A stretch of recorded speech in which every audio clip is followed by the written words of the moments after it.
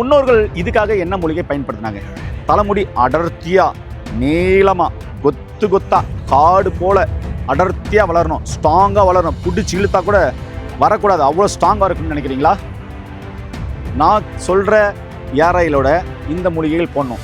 இதோட சேர்த்து தேவைப்பட்டா இந்த விழுது எடுக்கக்கூடாது, இது ரொம்ப டைட்டாக இருக்கும். ஆனால் இந்த விழுது எடுக்கலாம், இந்த விழுது எடுக்கலாம். இது பிச்சு உடனே வரும். வந்துடுச்சியா? வந்துடுச்சிங்களா? பாருங்க, இங்கே ஆழ விழுது இருக்கு இல்லையா, இது பிச்சு உடனே வரும். இப்படி பிச்சு உடனே வரக்கூடிய ஆழ விழுதுகள் சேகரிச்சுக்கணும். அது எங்கே வேணாலும் சேகரிக்கலாம். இங்கே பாருங்கள், இங்கே இருக்குது, நிறைய உங்களுக்கு காமிக்கிறேன். பாருங்கள், இங்கே இருக்கு. 3 நாள் அது எடுத்து வெயிலில் வச்சு திரும்பி வீட்டில் எடுத்து வச்சுக்கோங்க. பகலில் வெயில் வச்சு திருப்பி எடுத்து வீட்டில் வச்சுக்கோங்க.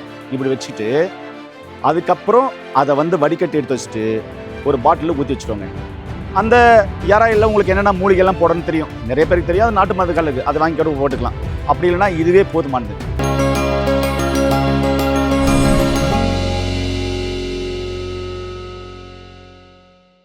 இயற்கையை மருந்து சேனலுடைய மேலும் பல பதிவுகளை தெரிந்து கொள்ள இந்த சேனலை சப்ஸ்கிரைப் செய்யவும், பெல் பட்டனை அழுத்தவும்.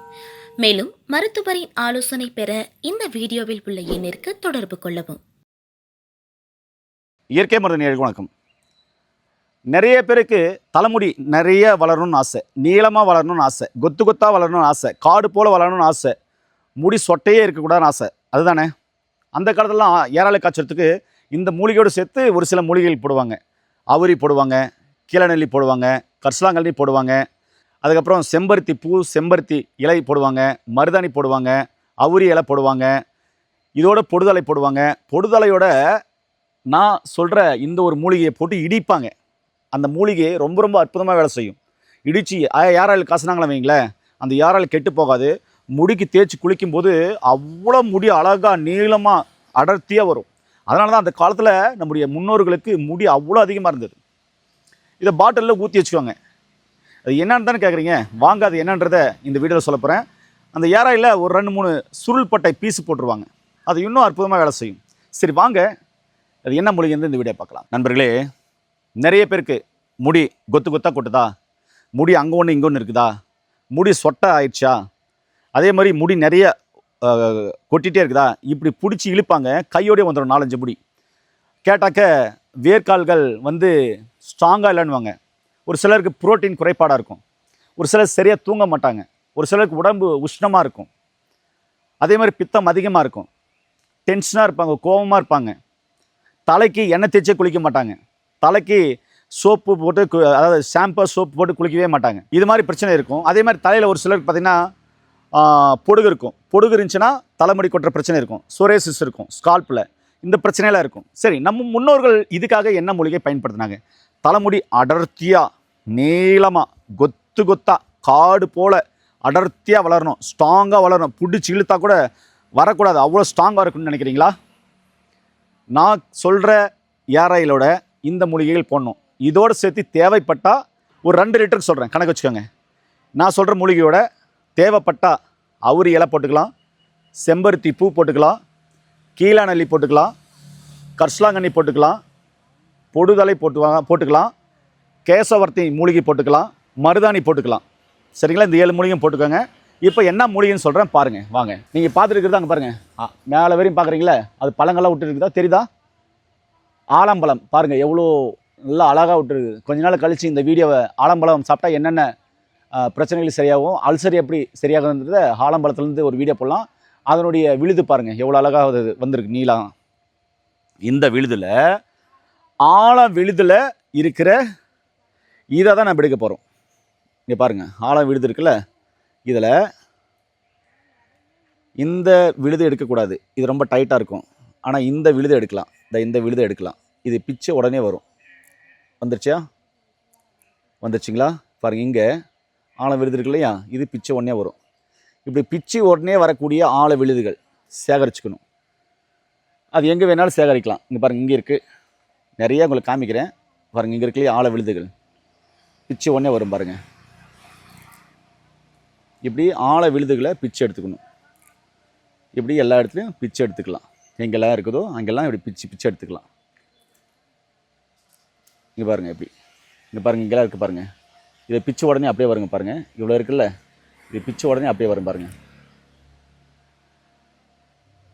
இப்படி ஆழ விழுதுகள் இருக்கு இல்லையா, இதை பிச்சு உடனே வந்துடும். பிச்சு உடனே வரக்கூடிய ஆழ விழுதுகள்னு பாருங்கள். இப்படி போட்டீங்க, இப்படி கசக்கணிங்கன்னா நல்லா பஞ்சு பஞ்சாக போகும் பாருங்கள். ஆனால் ஸ்ட்ராங்காக இருக்கிறத நீங்கள் ஒன்றுமே பண்ண முடியாது. இது என்ன பண்ணுன்னா 2 லிட்டர் ஆயிலுக்கு 1/2 kg எடுத்துக்கணும். எடுத்து என்ன பண்ணணுன்னா இதை மிக்சியில் இப்படி போட்டுருங்க. போட்டு நான் சொன்ன மூலிகையெல்லாம் தேவையான அளவு கொஞ்சம் கொஞ்சமாக எடுத்துக்கோங்க. எடுத்து போட்டு தேங்காய் எண்ணெய் இருக்குதுல, அந்த தேங்காய் எண்ணெயை ஊற்றி நல்லா கரகரன்னு சுற்றி ஆட்டிடுங்க. ஆட்டி அந்த குளன்னு இருக்குல்ல, அதை 2 லிட்டரில் இப்படி ஊற்றிடுங்க. ஊற்றிட்டு நல்லா கிளறுங்க. கிளறிட்டு அடுப்பில் வச்சு சிம்மில் வச்சு அப்படியே கொதிக்க விடுங்க. கொதிக்க நல்லா கிளறி விட்டுனே இருங்க. இந்த 2 லிட்டர் நல்லா கொதிக்கட்டும். கொச்சி ஏராயில் பதமாக உங்களுக்கு காய்ச்சி தெரியும். எல்லாருக்கும் ஏராயில் காய்ச்சி தரும். பதமாக காய்ச்சி எடுத்து வச்சுட்டு 3 நாள் அதை எடுத்து வெயிலில் வச்சு திரும்பி வீட்டில் எடுத்து வச்சுக்கோங்க. பகலில் வெயில் வச்சு திருப்பி எடுத்து வீட்டில் வச்சுக்கோங்க. இப்படி வச்சுட்டு அதுக்கப்புறம் அதை வடிகட்டி எடுத்து வச்சுட்டு ஒரு பாட்டிலில் ஊற்றி வச்சுக்கோங்க. அந்த ஏராயில் உங்களுக்கு என்னென்ன மூலிகைலாம் போடணும்னு தெரியும். நிறைய பேருக்கு தெரியும். அது நாட்டு மருந்து கல்லுக்கு அதை வாங்கி கடவுள் போட்டுக்கலாம். அப்படி இல்லைனா இதுவே போதுமானது. இந்த ஏராயில் காலை இரவு உங்களுக்கு எப்போ டைம் இருக்கோ அப்போ வச்சுக்கலாம். எப்படி ஏராயில் அஷ்யூஸ்லாம் வைப்பீங்களோ அது மாதிரி வச்சுட்டு வாங்க. அதே மாதிரி விட்டமின் இ அதிகமாக உள்ள காய்கறிகள், முக்கியமாக பீர்க்கங்காய் எடுத்துக்கலாம், புடலங்காய் எடுத்துக்கலாம், கோவக்காய் எடுத்துக்கலாம், வெண்பூசணி எடுத்துக்கலாம். இது மாதிரி விட்டமின் இ அதிகமாக உள்ள காய்கறிகள் நிறைய எடுத்துக்கோங்க. விட்டமின் இ அதிகமாக உள்ள பழங்களை எடுத்துக்கோங்க. உங்களுடைய உணவில் வெந்தயம் சேர்த்திக்கோங்க. கருவேப்பிலை சட்னியாக கூட சேர்த்திக்கலாம், அதுவும் சேர்த்திக்கோங்க. சரிங்களா? அதே மாதிரி வெள்ளை கரிசலாங்கண்ணி கீரையை எடுத்து வாரத்துக்கு 2 முறை பொரியலாக கூட்டாவோ சாப்பிடுங்க. நல்லா பச்சை தண்ணியில் குளியுங்க. சரிங்களா? மனசை ரிலாக்ஸாக வச்சுக்கோங்க. நல்லா தூங்குங்க. உங்கள் உடல் உஷ்ணம் இல்லாமல் பார்த்துக்கோங்க. நல்லா நீர் காய்கறிகள், நல்லா மோர்கள், தேவையான அளவு தண்ணி குடித்து உங்கள் பாடியை கூல் பண்ணுங்கள். டென்ஷன் இல்லாமல் இருங்க. இந்த யாராயில் தலைக்கு பூச்சிட்டு வாங்களேன். பூச்சிட்டு வந்தால் பாருங்களேன். நீங்கள் சொல்லுங்கள். அதுக்கப்புறம் நீங்கள் இந்த வீடியோ பார்த்துருக்கீங்களா, அதுக்கப்புறம் கீழே வந்து நீங்கள் கமெண்ட்ஸ் பண்ணுவீங்க. இப்படிப்பட்ட ஒரு யாராயில் இது வரைக்கும் நாங்கள் பயன்படுத்துனது இல்லை. ஏன்னா அந்த அளவுக்கு இந்த யாராயிலோடு சேர்த்து நீங்கள் சொன்ன உணவியல் முறை ரொம்ப ஹெல்ப் பண்ணிச்சு. இன்றைக்கி நான் ஆரோக்கியமாக இருக்கேன். என் ஸ்கின் நல்லா பளபளன்னு இருக்குது. என் முடி நல்லா அழகாக நீளமாக இருக்குது. நல்லா ஸ்ட்ராங்காக இருக்குது. இப்போ முடி கொட்டுற பிரச்சனை இல்லை, பொடுகு இல்லை, புழு வெட்டு இருந்துச்சு, அதுவும் மறைஞ்சிருச்சு. அதே மாதிரி முடிக்கு கீழே வேர்க்கால்கள் உடஞ்சிருந்துச்சு, அதுவும் இப்போ நல்லா ஸ்ட்ராங்காக இருக்குது. முடி நல்லா அடர்த்தியாக கொத்தாக வளருது. என் முடி புதுசாக அந்த இப்படி பறிச்சாவே வந்துடும். அந்த இடத்துலலாம் புது முடி முளைய ஆரம்பிச்சிருச்சு. முடி அழகாக இப்போ இருக்குது, நீளமாக இருக்குது. என் உடம்பு பார்த்தா எனக்கே ஓரளவுக்கு நல்லா இருக்குன்ற மாதிரி ஃபீல் இருக்குது. என் பேஸ் முதற்கொண்டு நல்லா வசீகரமாக இருக்குது. நான் ஃபீல் பண்ணுறேன், ஃப்ரெஷ்ஷாக ஃபீல் பண்ணுறேன். இப்போ நல்லா தூக்கம் வருது, நிம்மதியாக இருக்குன்னு சொல்லுவீங்க. அந்த அளவுக்கு உடல்நிலையையும் மனநிலையும் சரி பண்ணக்கூடிய மூலிகை மருந்துகளையும் உணவு தான் உங்களுக்கு சொல்லியிருக்கேன். முக்கியமாக அதில் வெண்பூசணி சொல்லியிருப்பேன். அது மனதுக்கும் நல்லது, உடலுக்கும் நல்லது. கண்டிப்பாக எடுத்து பயன்படுத்தி பாருங்கள். வியப்படைஞ்சு போவீங்க. அந்த அளவுக்கு உங்களுக்கு அருமையான ரிசல்ட்டை கொடுக்கக்கூடிய மூலிகை தான் சொல்லியிருக்கேன். கண்டிப்பாக பயன்படுத்தி பாருங்கள். இது சீசனுக்கு தான் வரும்.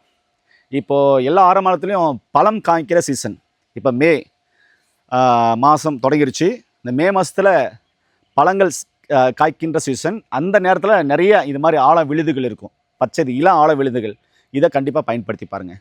நல்லதை பகிர்ந்து ஆரோக்கியமான சமுதாயத்தை உருவாக்கும் நான் உங்கள் அன்பு சோனா ஹரிதாஸ். மீண்டும் இன்னொரு அருமையான பதிவு சந்திக்கலாம். நன்றி, வணக்கம்.